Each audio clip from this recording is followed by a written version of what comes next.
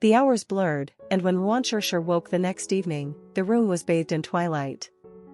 Her body ached with a soreness that left no doubt about the events of the night before. A wave of disbelief washed over her as she pieced together the truth: she had spent the night with Yimo. It all started in the sprawling cafe. The man had taken a sip of his coffee after sitting down. His voice was calm and collected as he asked if it was her first time on a blind date. Across from him, Ruan Shirshir kept her head low, nervously stirring the coffee in front of her. She stammered out a reply, admitting it was indeed her first time. This was Ruan Shirshir's very first blind date, a situation orchestrated under her mother's persistent coercion and tempting promises. Initially, she had assumed it would be a mere formality, something she could brush off by the end of the day. But to her shock, the man she found herself seated opposite turned out to be Yimo, the executive CEO of Yushir Group. What made it even worse was that Ruan Shirshir worked at Yushir Group herself, a minor clerk in the administrative department. Fast forward a few hours, and there she was, stepping out of the civil affairs office with a newly minted marriage certificate. The small red booklet in her hand seemed to gleam mockingly under the bright sunlight. The surrealness of the moment struck her. It felt like a dream she couldn't wake up from. Meanwhile, Yimo casually slipped his own marriage certificate into the pocket of his tailored slacks. Looking up, he informed Ruan Shirshir with his characteristic composure that he had an urgent meeting to attend. He added that his assistant, Du, would escort her home for the time being and assured her he would visit her parents later that evening. Du had politely opened the car door for Ruan Shirshir, addressing her as Madam, before ensuring she was dropped off safely at home. Not long after, Lunushi returned from the market, her hands filled with grocery bags. Without much thought, she mentioned overhearing a neighbor, Aunt Lu, remarking about a young woman stepping out of a luxury car earlier. I wonder which lucky family she belongs to, she had speculated. Ruan Shirshir, caught off guard, quietly admitted, that was me. Lunushi let out a scoff, her expression dripping with disbelief. You? She retorted with a derisive smile. A rich man would take interest in you? Chickens pair with chickens, phoenixes with dragons. Take a look in the mirror, Ruan Shirshir, and you'll see who you're truly meant for. Her biting words and unyielding skepticism left Ruan Shirshir unable to respond. Lunushi only added to the sting by giving her a dismissive pat on the head. Anyway, how did the blind date go today? Lunushi inquired, her curiosity evident. Ruan Shirshir hesitated before murmuring softly, he's coming over for dinner tonight. The speed of the development seemed to catch Lunushi off guard. Flustered but energized, she rushed to buy more groceries, muttering about needing fish and meat. Before Ruan Shirshir could fully process the whirlwind of emotions, the door slammed shut behind her mother's hasty exit. Once alone, Ruan Shirshir retreated to her room. Closing the door with care, she reached into her pocket and pulled out the marriage certificate. The small red booklet felt surreal in her hands. Was she really not dreaming? She thought back to 2 years ago, to the sting of betrayal that had crushed her faith in love and left her jaded. She had sworn off the idea of romance, yet here she was, married to none other than the CEO of her company in what could only be described as a flash wedding. Ruan Shirshir's thoughts were a tangled mess as she replayed Yimo's last words to her in the car. He had told her plainly that he could give her anything, anything but love. Their marriage, he'd said, was nothing more than a facade for others, proof that he led a normal life. The stark honesty of his words echoed in her mind, leaving her unsettled. When she finally drifted awake, the clock read a little past 5 in the evening. Rising slowly, she was immediately jolted by the sound of her mother's animated voice, booming from the living room. Ruan Shirshir froze, a shiver running through her at the tone. Was her mother calling someone Xiaoyu? Offering water and apples? It took her a moment to piece it together. Could Xiaoyu possibly mean Yimo? Like a rocket, she dashed out of her room, only to find the man himself seated on the living room sofa. Her mother, Lunushi, turned toward her, her face lighting up with a maternal warmth so rare it nearly stopped Ruan Shirshir in her tracks. Shirshir, you're just in time, her mother said, her voice perfectly modulated. Xiaoyu is here. Come over and chat with him. Rooted in place, Ruan Shirshir cast a furtive glance toward Yimo. He was dressed casually in a gray and white tracksuit, a far cry from the sharp suit and tie he had donned earlier. The change made him appear both approachable and relaxed, a calm brightness about him that felt entirely different from his usual composed demeanor. Breaking the silence, Yimo addressed her with a single word. Sure, he said, his voice as steady as ever. Her head instinctively shot up at the sound, and she responded reflexively, you. She stopped herself mid-sentence, stumbling over what to call him. But Yimo didn't seem fazed. He simply extended a hand and said, give me your hand. Still caught in his magnetic presence, Wan Shur obediently reached out her right hand. He shook his head gently. The left one, he corrected. Flustered, she pulled her right hand back and offered her left, her movements automatic and oddly docile under his gaze. Yimo reached into his pocket and produced a platinum ring, his movements fluid and deliberate. Without hesitation, he slid it onto Wan Shur's left ring finger, the cool metal settling snugly in place. His expression softened with satisfaction as he nodded lightly, declaring, I told you I'd give you everything. From now on, call me Yimo, and I'll call you Shur. Wan Shur could only stare, her heartbeat racing in uneven staccatos. It all felt surreal, a whirlwind she couldn't quite catch her breath in. Isn't this too fast? She stammered internally. We've only met once before, and you hardly know me, do you? But Yimo seemed unfazed. With an air of practiced calm, he arched a brow and began speaking, his voice composed and matter-of-fact. Your name is Wan Shur. You're 24 years old, a graduate of Jiang University with a degree in public administration. Currently, you work at Yusher Group. While in college, you dated a finance major, but the two of you broke up after graduation. Before he could go any further, Wan Shur's anxiety boiled over. She cut him off quickly, her voice rising slightly. Yet before she could address the situation, the sound of the door creaking open interrupted them. Professor Wan stepped into the house, his presence immediately commanding attention. Wan Shur stiffened, her pulse quickening with another wave of panic. How had she let it slip her mind to mention her recent marriage to her parents? With a whisper barely loud enough to be heard, she muttered to Yimo, I haven't told my mom and dad about us getting our marriage certificate yet. Her father, oblivious to the undercurrent of tension, lit up at the sight of Yimo. You're here, he exclaimed, his tone welcoming. Yimo rose from the couch and dipped his head slightly in greeting, addressing him respectfully. Professor. A proud smile spread across Professor Ruan's face as he gestured toward Yimo. This is the student I've mentioned so often. My most accomplished one. His voice brimmed with admiration. Wan Shur stared at Yimo in stunned disbelief. He was the very student her father had spoken of so often, the one who excelled at everything, winning awards effortlessly and earning the title of campus legend. Before she could process this revelation, Mrs. Liu's sharp eyes caught the gleam of a ring on Wan Shur's finger. Her gaze then flicked to Yimo's hand, where an identical ring rested. Mrs. Liu's brows furrowed as she looked between the two of them, curiosity lighting up her expression. Didn't you two just meet today? She asked, suspicion evident in her tone. Yimo, ever calm and unhurried, met her question with a measured but serious reply. Professor, Mrs. Liu, Shur and I have already registered our marriage. Wan Shur tensed, her nerves on high alert. Her eyes darted to Mrs. Liu's face, bracing for a storm of questions or disapproval. She had been ready to flee at the slightest sign of outrage. Yet, to her utter surprise, after a brief silence, both her parents spoke in unison, their voices carrying an unexpected warmth. Good. This is a good marriage. Professor Ruan's delight was unmistakable. Yimo, I'm entrusting Shur to you, he said, his tone half joking but laced with earnestness. She's a bit scatterbrained and not very detail-oriented, but she's kind-hearted, cheerful, and as pure as they come. Yimo didn't offer promises or grand declarations. Instead, he simply said, Don't worry, Professor.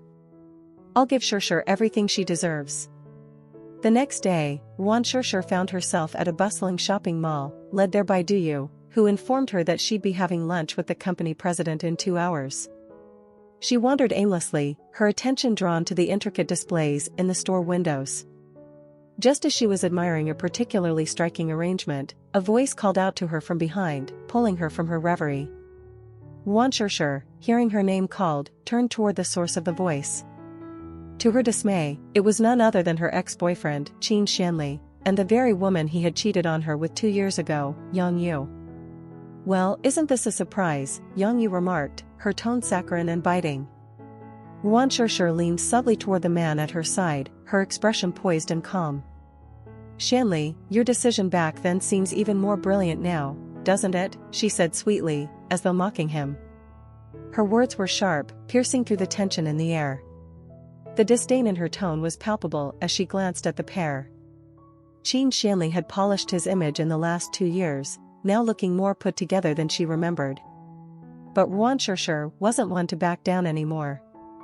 2 years have passed, and yet some things never change, she said with a cold smile that barely touched her eyes. Qin Shanli's face darkened at her remark, but he forced a polite facade. Wanshire, this isn't the kind of place for someone like you, he said, his voice oozing a false superiority. Beside him, Yang Yu scoffed, her irritation flaring at Wanshire's unruffled demeanor. He's right, Yang Yu snapped. This is no place for some poor, clueless girl like you. Here, take this money and leave. Her tone was laced with mockery as she threw a wad of cash in Wanshire's direction, the bills fluttering dramatically to the floor. The gesture was almost a replica of that humiliating moment 2 years ago when Yang Yu had tossed money at Wanshire, smugly telling her to let go of Qin Shanli after catching him cheating. But this time was different. Wanshire didn't shrink back or let shame overwhelm her.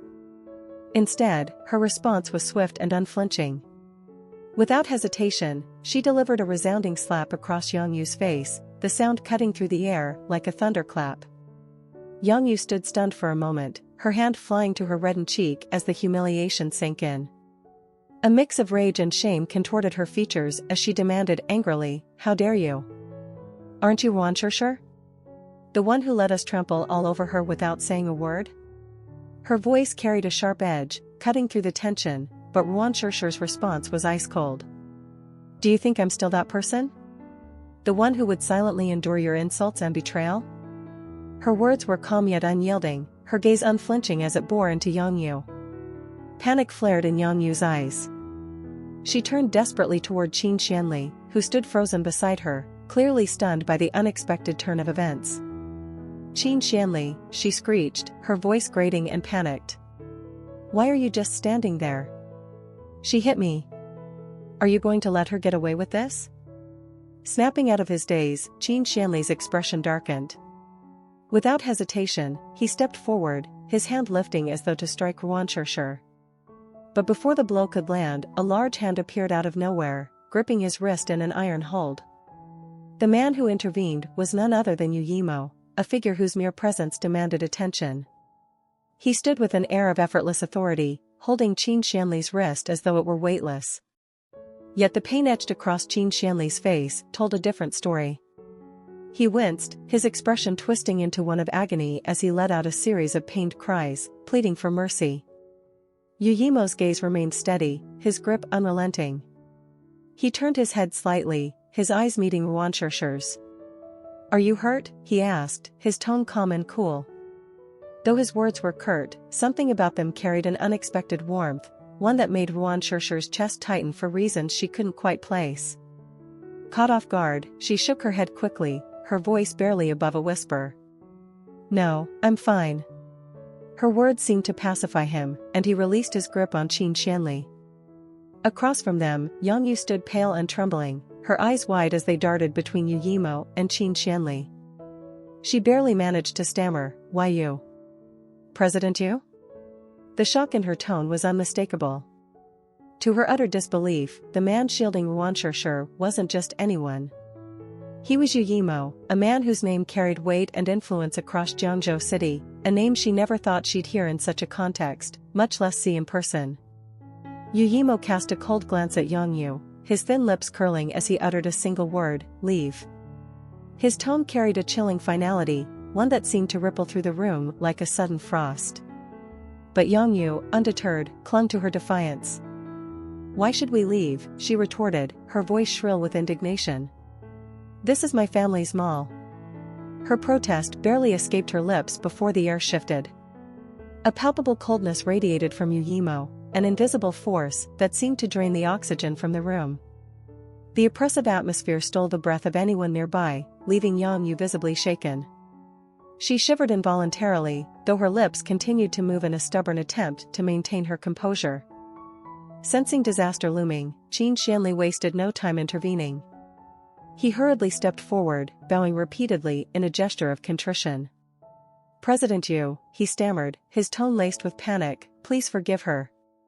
Without waiting for a response, he grabbed Yongyu's arm and hastily dragged her away, silencing her protests with a warning glance.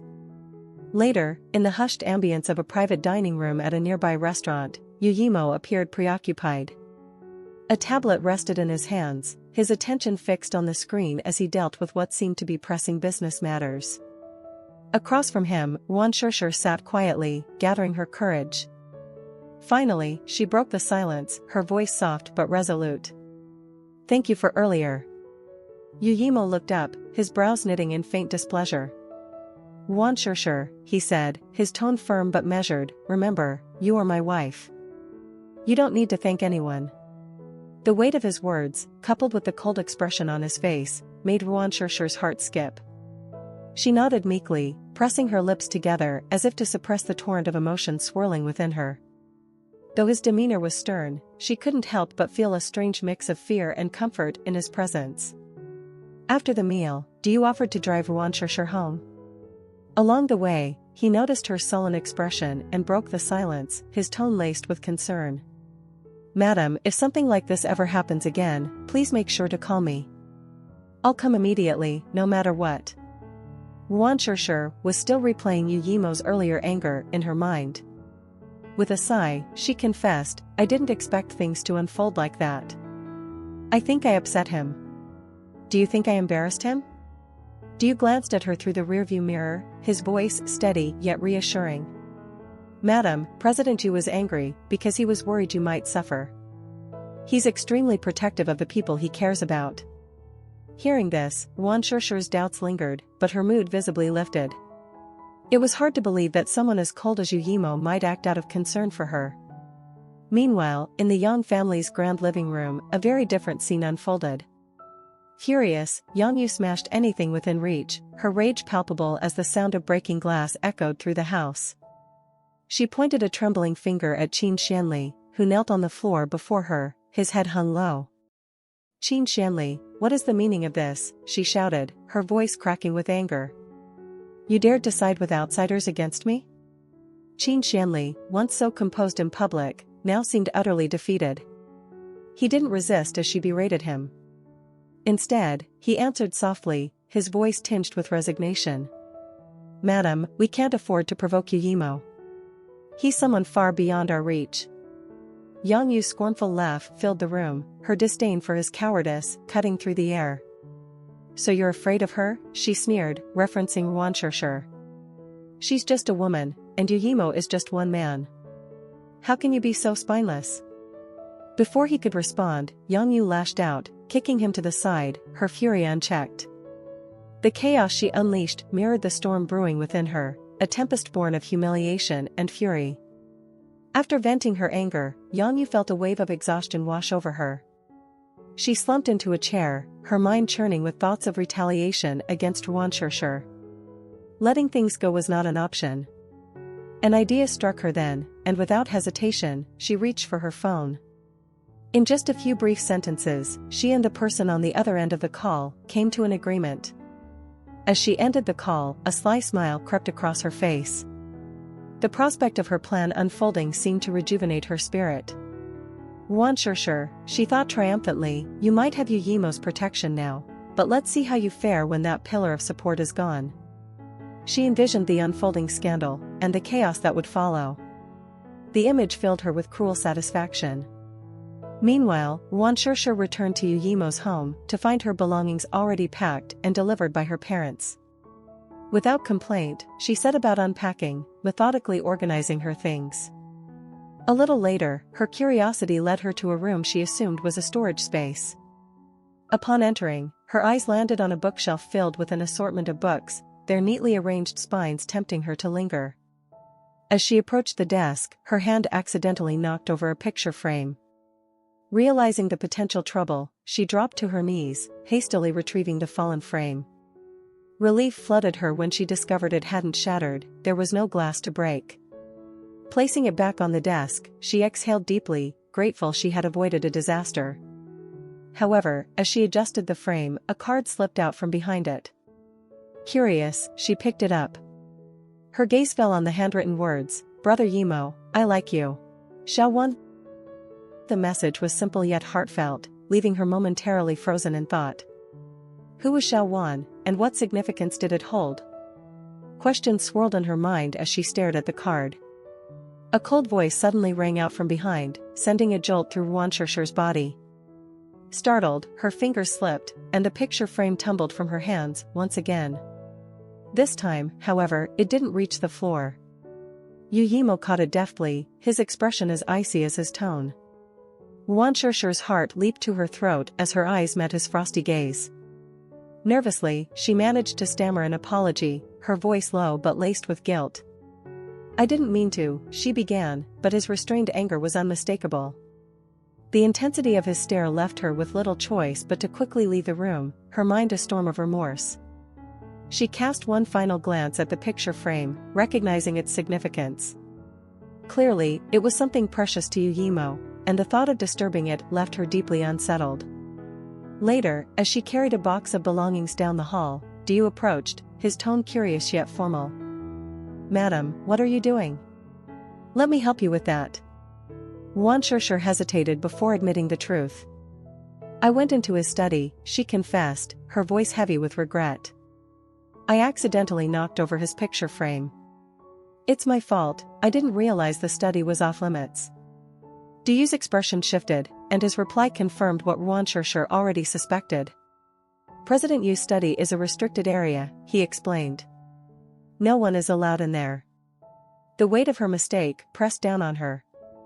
Yimo's study was clearly a sacred space, an extension of his guarded personal world. Wanshir's guilt intensified as she replayed her thoughtless actions. She blamed her own impulsiveness for creating such an uncomfortable situation. That night, sleep eluded her.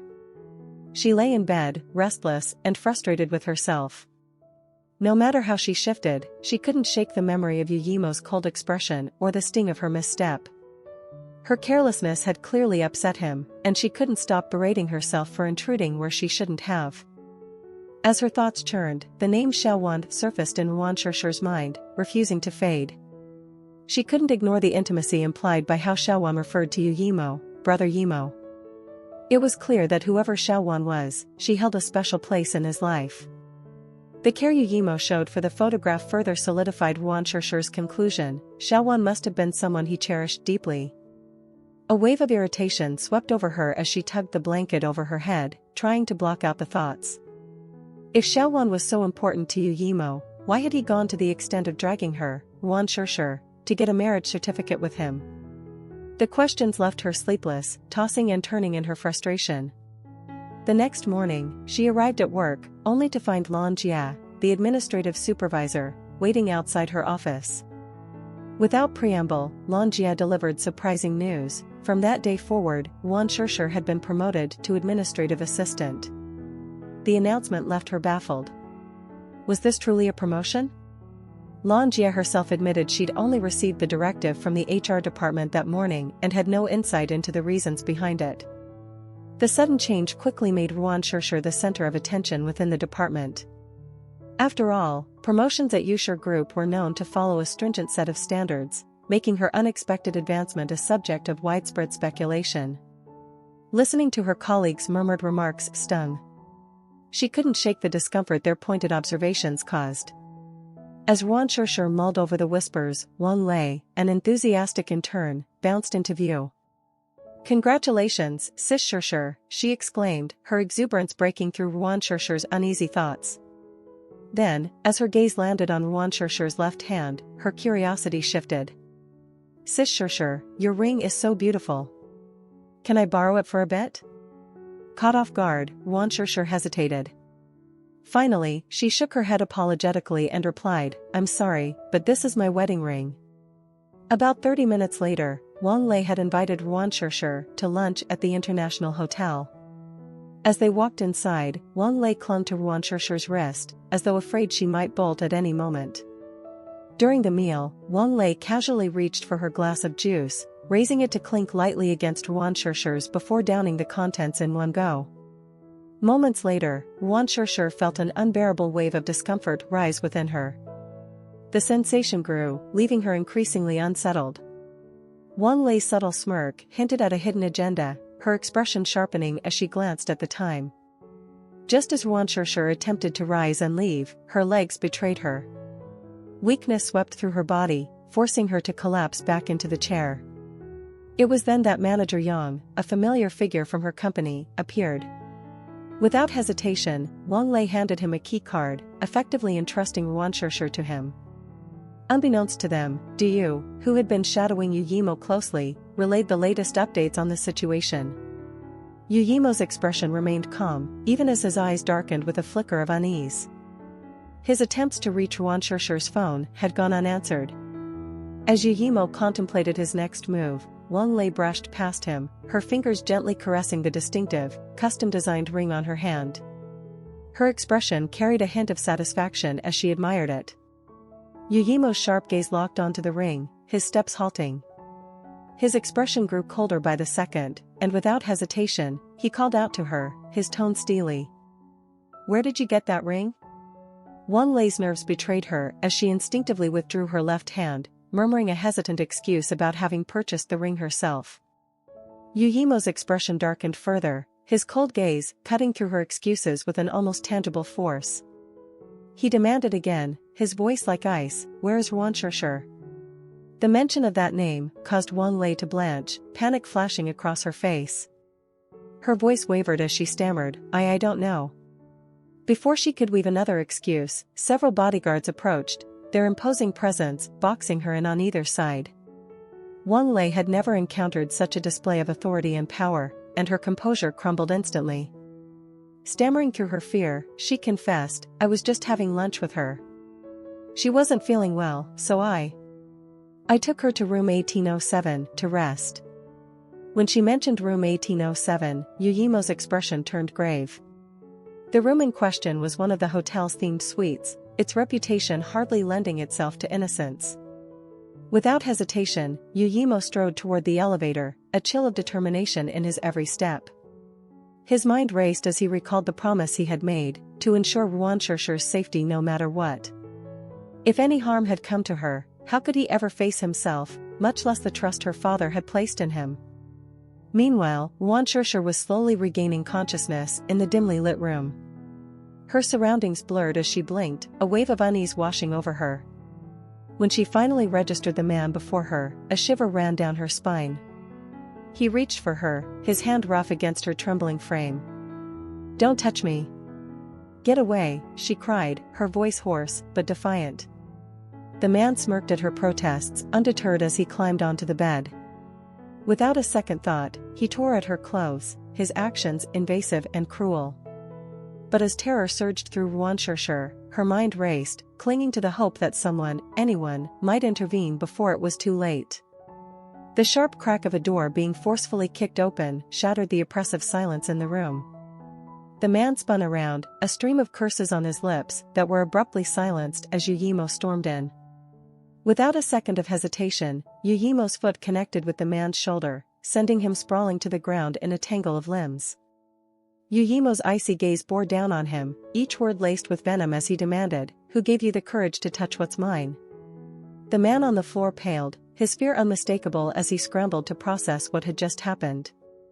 Panic etched itself into every line of his face as he stammered in disbelief, wondering how he could have known she belonged to Yimo. With a dismissive glance, Yimo coldly ordered Du to deal with the man. The command triggered a desperate plea from the intruder, who scrambled to defend himself.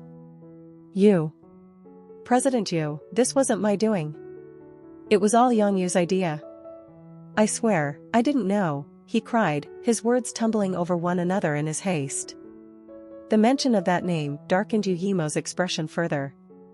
So, it was her doing, he mused, piecing together the betrayal with chilling clarity. Turning his attention away from the man, Yimo looked to the bed where Ruan lay. His brows furrowed at the sight of her pale and trembling figure. "Let's get you to the hospital," he said firmly, his voice low but resolute. Yet, Ruan's body betrayed her resolve. The drug coursing through her veins overwhelmed her, dissolving what little composure she had left. As her vision swam, she instinctively leaned into Yimo's chest, her movements languid and feline. She nuzzled against him, her vulnerability a stark contrast to the strength in his arms. Yimo stiffened, his brow creasing further as he tried to push her gently away. But before he could create any distance, she wrapped her arms around his waist, clinging to him like a lifeline. Her voice, soft and coquettish, sent an unbidden warmth through him. "Hold me," she murmured, her tone laced with a sweetness that made his pulse falter.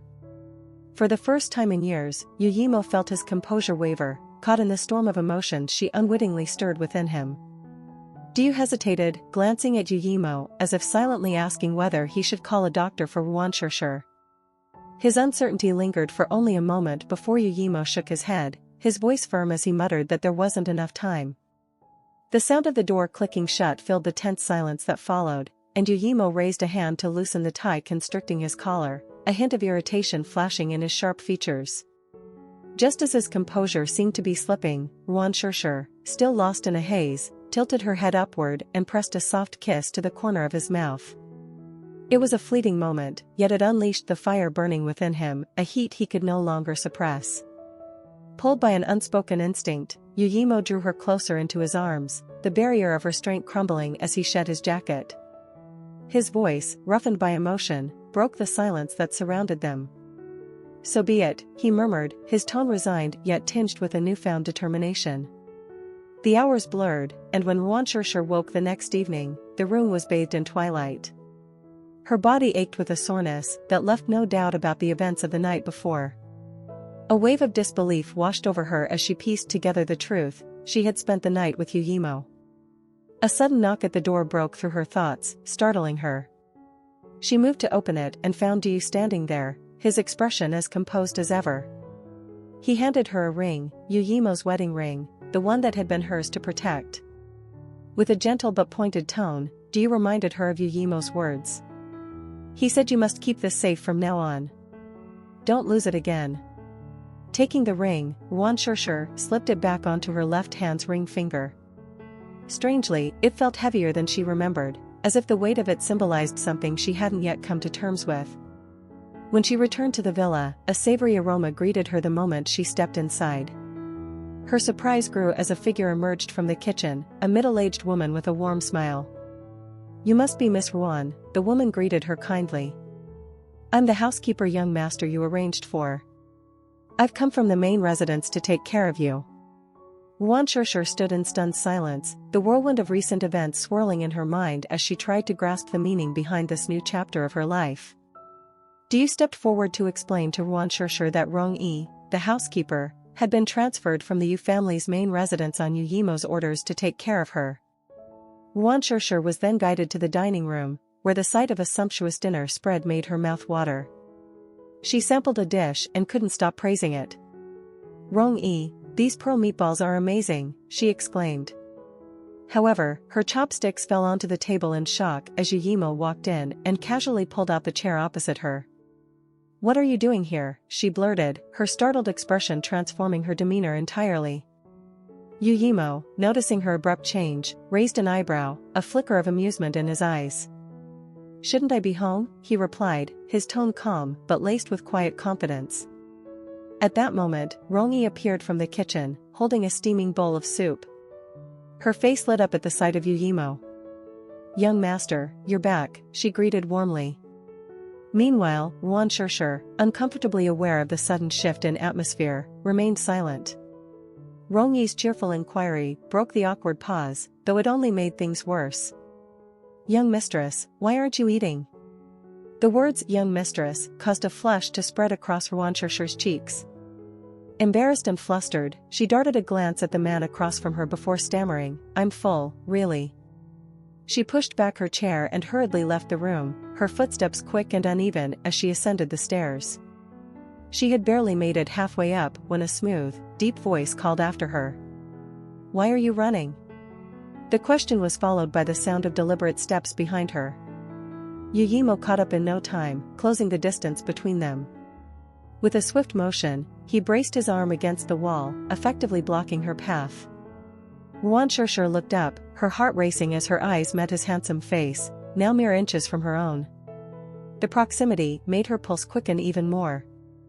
To her dismay, Yimo leaned in slightly, the corner of his mouth quirking into a faint smirk. "What's wrong? Did you think I'd eat you?" he teased, his voice low and teasing, sending her already frantic thoughts into overdrive. Shur found herself at a loss for words, unable to respond as she stared at the man in front of her. Her flustered expression only seemed to amuse Yimo further.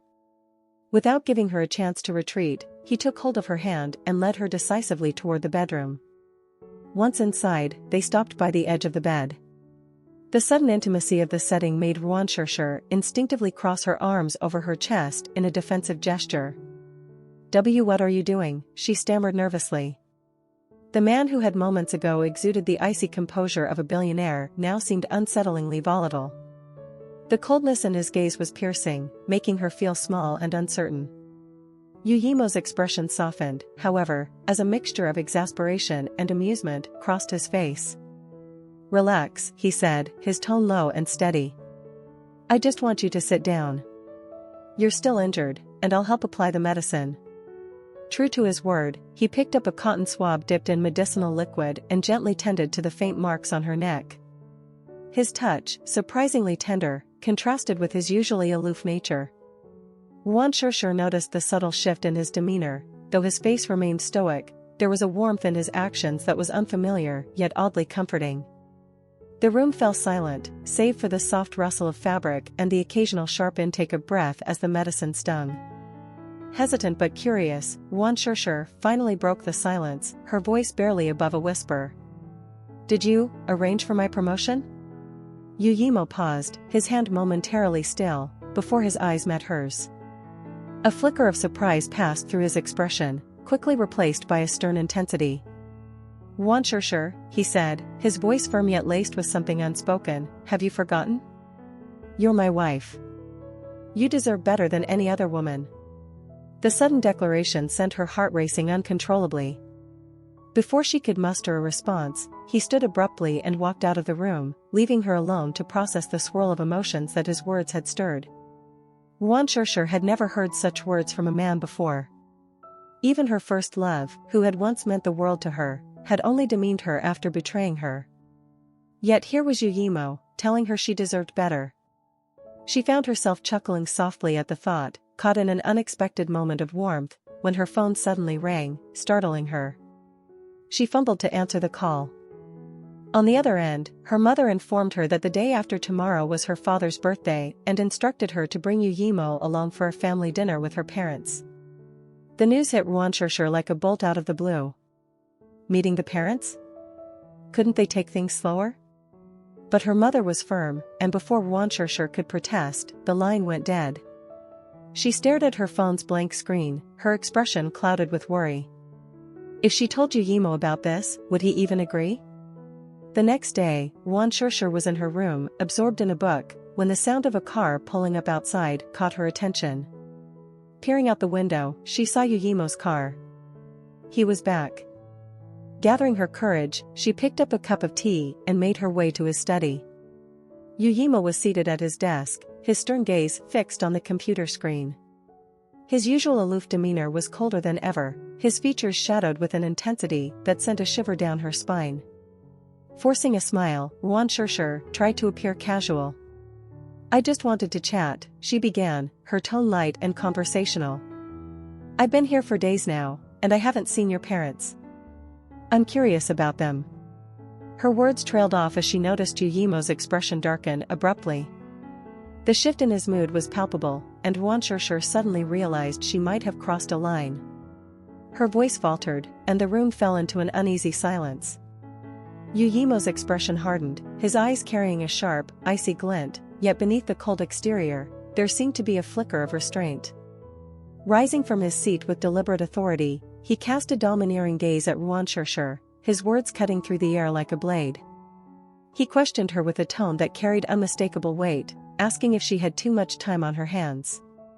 The abruptness of his remark left Ruan momentarily stunned, her mind scrambling for a response. Before she could recover, Yimo stepped closer, his brow furrowing further as he spoke with a chilling edge. He advised her, if he were in her place, to focus her energy on her work and on dispelling the rumors circulating about the company, rather than concerning herself with trivial matters like his family. Frozen in place, Ruan thoughts blanked entirely. As Ruan stepped out of the room, her emotions tangled with confusion and hurt. She couldn't fathom how a passing mention of Yimo's parents had led to such an intense reaction. Though they were now legally married, they felt no closer than strangers. Noticing the strained atmosphere, Rongyi hurried over, clearly alarmed. With evident concern, she asked Ruan why Yimo had suddenly left in such a hurry. Ruan clasped her hands together tightly, her voice low and uneasy as she recounted the chain of events. When she mentioned the topic of Yimo's parents, a visible change came over Rongyi's expression. The older woman explained with somber gravity that the subject of Yimo's mother was a sensitive one. She had passed away from illness, and on her deathbed, she had wanted to see Yimo's father one last time. However, tied up with work, his father hadn't returned in time. That moment had driven a wedge between father and son that remained unhealed. Listening to Rongyi's account, Ruan finally pieced together the reason behind Yimo's extreme reaction earlier. Determined to make amends, she prepared a pot of hearty pork rib soup and decided to bring it to him at his office. Dressing in a tracksuit and covering herself with a cap and mask, she attempted to remain inconspicuous. However, the moment she stepped out of the elevator, Qinglu stopped her with an accusatory tone. Qinglu asked who she was and whether she knew the rules about outsiders delivering food in such a place. Before Ruan could respond, a familiar voice echoed from nearby. Her gaze shifted to see Yimo walking down the hall, accompanied by a small group of people. Their eyes met briefly, his glance lingering on her for just a fraction of a second before shifting away, his expression giving nothing away. As Yimo approached, Qinglu, clearly startled, quickly stepped aside. Qinglu immediately brightened upon seeing him. She hurried forward, reporting with enthusiasm that the documents he had requested had already been delivered to his office. Qinglu was mid-sentence when Yimo, without breaking stride, instructed coldly to let Ruan through. He delivered the order in a clipped tone before heading toward his office without a backward glance. Qinglu's expression shifted to one of confusion and barely concealed annoyance as she shot Ruan a sharp look. Feeling the tension, Ruan entered the office cautiously. She hadn't even had the chance to fully lift her head when Yimo's icy voice cut through the air, demanding to know why she was there. Ruan carefully removed the insulated container from the lunch bag, her voice soft as she admitted her fault.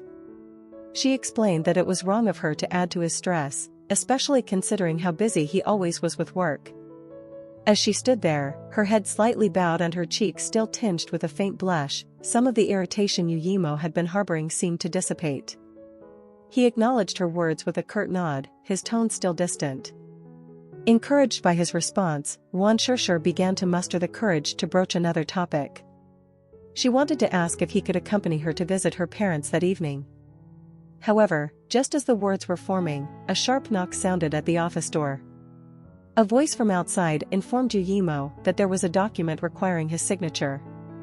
Without offering a reply, Yimo directed a cold glance at Ruan and told her to leave. His tone left no room for argument. Swallowing her disappointment, she bit back her question, turned on her heel, and quietly exited the room.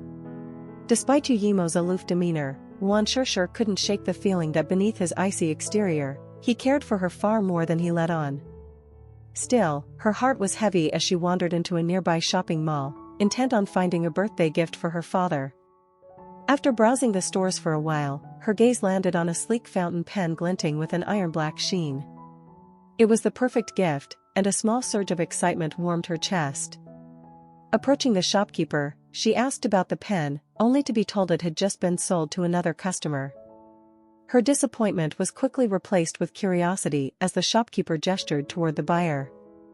Following the shopkeeper's gaze, Yuan Shishir spotted a man seated in a wheelchair. He was intently examining a display of items, his features strikingly handsome and his demeanor exuding a quiet warmth. What struck her most was an uncanny resemblance. His face bore a similarity to Yimo's, enough to make her heart skip a beat. Yuan Shishir was momentarily mesmerized as she watched the man in the wheelchair. When he lifted his head and offered her a gentle smile, it snapped her out of her thoughts.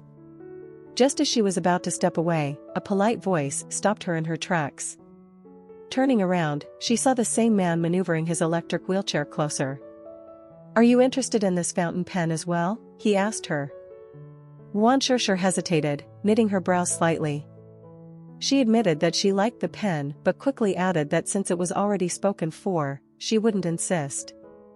However, the man, noticing her genuine admiration, surprised her by saying he hadn't paid for it yet and was happy to let her have it. Grateful and a little flustered, Yuan Shishir expressed her thanks with heartfelt sincerity. She eagerly accepted the pen, paid for it at the counter, and left the shop, her spirits lifted. Unbeknownst to her, the man in the wheelchair watched her intently as she walked away, his expression unreadable but with a trace of detachment in his eyes. "So, that's the woman Yimo married?" the man mused aloud. A figure standing beside him confirmed with a nod. "Yes, that's her, Yuan Shishir." Meanwhile, back at the Yu residence, Yimo had returned home only to find that Yuan Shishir wasn't there. Turning to Rong-yi, he demanded to know her whereabouts. Without hesitation, Rong-yi explained that she had gone out, mentioning her intention to celebrate her father's birthday. Yimo's brows furrowed sharply as he processed the information. Was today Professor Ruan's birthday? His steps quickened as the realization dawned. Without wasting another second, he strode toward the door, his phone already in hand. As he walked, he called Yu and instructed him curtly, "Find out where Yuan Shishir is, immediately." Yuan Shishir arrived at a private hotel suite and greeted her parents with a warm smile. "Dad, Mom, I'm here," she announced cheerfully. Mrs. Liu, her mother, quickly stood up and glanced behind her expectantly. "Where's Xiaoyu? Where did he go? And his parents?" she asked, her curiosity evident. Caught off guard, Yuan Shishir hesitated, unsure of how to answer. Before she could respond, a familiar voice rang out from the doorway. "Dad, Mom, I'm sorry I'm late," Yimo said with a calm and apologetic tone. Yuan Shishir turned her gaze to the door, her heart sinking as her eyes widened in surprise. What was Yimo doing here? His demeanor was composed as he set down the gift box he carried, offering an explanation in a low voice. "I was delayed by work. My apologies for keeping everyone waiting." Professor Ruan, her father, smiled kindly in response. "It's no problem. We haven't been here long ourselves." Mrs. Liu, however, glanced toward the doorway once more, noticing no one else had entered. A puzzled expression crossed her face as she asked, "But what about your parents? Why didn't they come?" At her mother's question, Yuan Shishir felt her chest tighten, recalling the things Rong-yi had told her earlier. Anxiety gripped her, but Yimo remained unruffled. With a steady expression, he explained, "My father is currently abroad on business and won't be back for a while. As for my mother, she passed away when I was 20. The only family member still at home is my grandmother. You've met her before. Her health isn't the best, so I didn't want to bring her along and risk creating an awkward atmosphere." Mrs. Liu quickly offered a smile to smooth over the moment. "Ah, I see. Well, since you're here now, we've received your thoughtful gesture." She waved off the awkwardness with a light laugh, shifting the focus back to the gathering. Yimo picked up the nearby box and handed it to Professor Ruan, his expression as calm as ever. He remarked thoughtfully, "Professor Ruan, I heard you enjoy playing chess. I took some time to find this special set for you." His words were sincere, and they filled the room with warmth. Observing the amiable atmosphere, Yuan Shishir hesitated briefly before stepping forward with her own gift, a pen set she had carefully chosen. She extended it toward her father with both hands, her gaze shy yet hopeful. Professor Ruan smiled, his expression softening as he gently took her hand in his own. Then, in a gesture that took her by surprise, he placed her hand directly into Yimo's waiting palm. "It's not about the gifts," he said warmly, glancing between them. "As long as the two of you are happy, that's all that matters to me." Yimo's grip on her hand tightened slightly, his hold both firm and reassuring. "Don't worry, Dad," he said, his tone steady. "I'll take care of her." Ruan Shishir felt the heat rise to her cheeks, a vivid blush coloring her face as she tried to maintain her composure under his unwavering gaze. As the dinner gathering neared its conclusion, Yimo stepped out of the suite to take a phone call. Noticing his absence, Ruan Shishir quickly concocted an excuse to follow him, her curiosity compelling her to see what he was up to. She found him standing at the end of the corridor, his expression serious as he issued instructions over the phone. When he spotted her approaching, a flicker of surprise crossed his face, but he quickly ended the call with a few succinct words. As she drew closer, he regarded her with a questioning look. "Why aren't you inside with everyone else?" he asked quietly, his tone mild but probing. Summoning her courage, Ruan Shishir took a breath and asked the question that had been on her mind. "Why did you come here all of a sudden?" Her voice carried both confusion and vulnerability. Yimo lowered his gaze, his eyes meeting hers with an intensity that made her heart race. "Rongyi told me," he said earnestly, "but no matter what happens, you need to remember to share these things with me. I'm your husband, it's my responsibility to face them with you." His words, spoken with quiet conviction, left her momentarily speechless, her emotions swirling in ways she couldn't quite articulate. Hearing the word husband left Ruan Shishir's heart trembling, the weight of it settling over her emotions. She responded in a soft voice, barely above a whisper, admitting her hesitation. "I was afraid you were too busy." Yimo's expression remained steady as he replied with quiet assurance, "Whether I'm busy or not, I'll always be there for you when it comes to your concerns." His words carried a firm resolve that wrapped around her like a comforting promise. Ruan Shishir felt the heat rise in her cheeks once again, an uncontrollable shyness overtaking her as his sincerity sank in, leaving her momentarily flustered and unsure how to respond.